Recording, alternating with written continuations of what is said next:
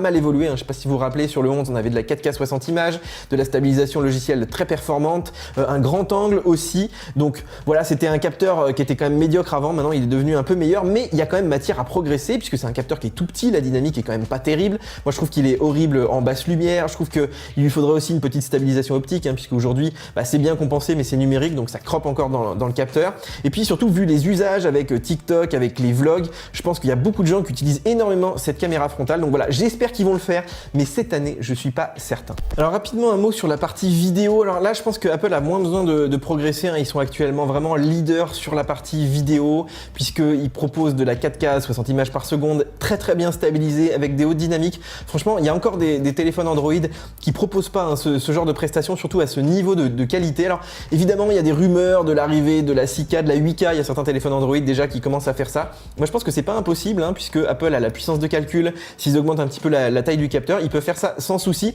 Moi, ce que j'aimerais surtout sur la partie vidéo, c'est qu'ils améliorent finalement l'utilisation de caméra. Vous voyez qu'on fait pas mal nous de reportages avec l'iPhone, mais c'est toujours un peu compliqué de mettre un micro, une cage et tout autour de ce téléphone avec un système de stabilisation. Ça fait vite des gros appareils. Donc voilà, moi j'aimerais bien un système de micro un petit peu plus simple qui prenne plus facilement le vent avec un petit système de bonnette. Là, vous savez, sur les GoPro et tout, ils proposent maintenant des petits kits comme ça. Donc c'est plutôt là-dessus au niveau des usages qui pourraient progresser, même si évidemment la montée en qualité est toujours appréciable. Alors en fait, il va bien y avoir un quatrième capteur sur cet iPhone. Il sera sûrement d'ailleurs sur le petit bloc optique, mais ce sera plutôt un lidar. Alors le lidar, je vous renvoie à la vidéo qu'on a fait avec Belinda, puisqu'il est apparu donc sur le dernier iPad Pro 2020. Alors qu'est-ce que c'est qu'un lidar? C'est simplement un radar laser qui permet de scanner en 3D toute une pièce. Alors c'est pas fait pour des petits objets, pour faire du mode portrait, c'est vraiment fait pour scanner jusqu'à plusieurs mètres de distance, mais vous avez un maillage en 3D donc de votre environnement, et ça c'est assez inédit. Vous pouvez placer des objets à l'intérieur, vous pouvez avoir des mesures beaucoup plus précises. Vous pouvez aussi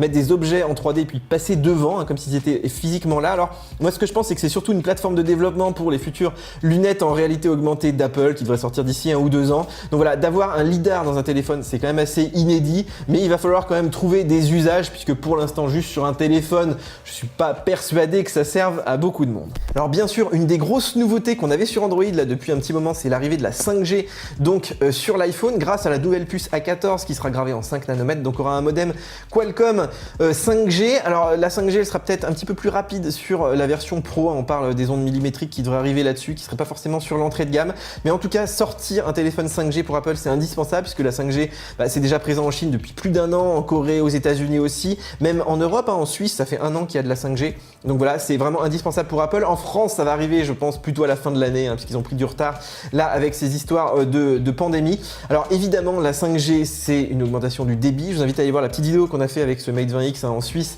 il y a 1 an, puisqu'on a testé ça près des antennes pour voir ce qu'on gagnait en termes de débit, mais aussi en qualité de réseau, aussi en termes d'application, puisqu'au niveau des jeux, au niveau de la voiture autonome, certaines applications, par exemple faire de la chirurgie à distance, ça va vraiment être un game changer pour, je pense, la prochaine décennie. Donc voilà, la 5G, c'est peut-être pas forcément utile pour tout le monde maintenant, mais d'ici quelques années, ce sera indispensable d'avoir de la 5G, comme c'est le cas avec la 4G aujourd'hui. Alors maintenant, j'ai plein de petites choses comme ça que j'ai vues sur les sites de rumeurs que vous m'avez suggéré. Je vais vous dire si je pense que c'est possible ou pas. Déjà, d'avoir les AirPods directement dans la boîte. Alors moi, je pense que c'est envisageable maintenant. Les AirPods coûtent quand même beaucoup moins cher à Apple. Maintenant, il y a les versions Pro aussi sur le haut de gamme, donc ils peuvent continuer à en vendre. Et c'est vrai que sur les versions Pro, moi j'y crois assez dans la boîte. Il y a même des rumeurs qui disent qu'ils pourraient abandonner totalement les écouteurs dans la boîte. Mais ça, bon, en Europe, c'est pas possible. Hein, ils sont obligés de fournir un kit main libre. Mais effectivement, pour faire baisser les prix, voilà, pourquoi pas les AirPods. D'ailleurs, en parlant des AirPods, il y en a beaucoup qui ont demandé la charge inversée. Vous vous rappelez, on en parlait beaucoup l'année dernière, de pouvoir recharger ses AirPods en les posant sur l'iPhone. C'était prévu l'an dernier, apparemment ils sont rétractés, donc pourquoi pas cette année? Moi je dis qu'il y a quand même au moins 50% de chance. Il y a beaucoup de gens qui voulaient aussi un chargeur rapide dans la boîte, surtout sur l'entrée de gamme. C'est vrai que sur le haut de gamme, l'année dernière c'était bien pratique d'avoir ce 18 watts qui pourrait même peut-être passer à 30 watts, hein, pourquoi pas, de la charge encore plus rapide, mais bon, là aussi Apple est assez timide là-dessus. Vous étiez très nombreux à me demander Face ID qui fonctionne à l'horizontale. Alors ça, ils savent le faire sur l'iPad Pro, je sais pas pourquoi ils le font pas encore donc sur l'iPhone, mais effectivement en voiture, quand vous êtes en train de jouer à des jeux, regarder des vidéos, c'est tellement pratique d'avoir Face ID à l'horizontale. On a aussi Touch ID sous l'écran. Là j'étais surpris, vous étiez nombreux à le vouloir, et c'est vrai que les sites de rumeurs sont assez insistants. Apple dépose des brevets là-dessus, donc voilà, avec les masques en ce moment, avec les casques de moto, les casques de vélo et tout, des fois c'est un petit peu difficile de se faire reconnaître, surtout même l'été avec certains types de lunettes de soleil, donc pourquoi pas Touch ID? Moi je dis pourquoi pas, et je pense qu'ils peuvent le faire aussi. Alors il y en a beaucoup qui voulaient aussi de l'USB-C, alors ça, les gars, je pense pas franchement qu'ils le fassent. L'écosystème est beaucoup trop important. Ils gagnent énormément d'argent avec les royalties hein, sur le Lightning. Donc peut-être l'année prochaine, il y en a qui parlent même de l'abandon total de port. Bon, moi je suis pas sûr quand même qu'ils le fassent de sitôt. Une rumeur intéressante aussi sur le haut de gamme, on pourrait avoir 128 Go de base contre 64 Go aujourd'hui. Là, je pense que voilà, ça a du sens aujourd'hui. Le prix de la mémoire baisse aussi. Il y en a beaucoup qui me demandaient, oui, mais il faudrait aussi de la mémoire sur iCloud. C'est clair que 5 Go aujourd'hui, on est tous au bout.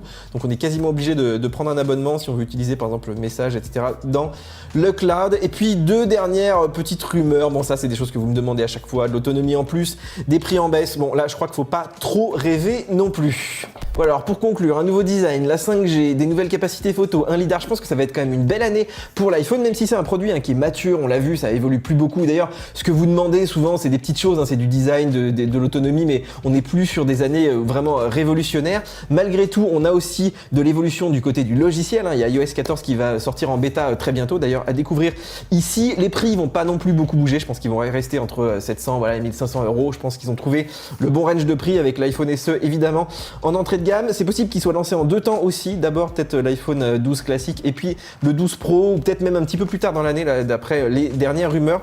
En tout cas, si vous cherchez des vraies grosses innovations d'Apple, je pense qu'il vaut mieux attendre voilà, les lunettes voilà, en réalité augmentée d'Apple. Aussi la voiture, je pense qu'ils travaillent aussi beaucoup là-dessus. Donc ces prochaines années, je pense qu'Apple va lancer surtout des tout nouveaux produits hein, dans des tout nouveaux segments et c'est plus là-dessus qu'on aura de vraies révolutions.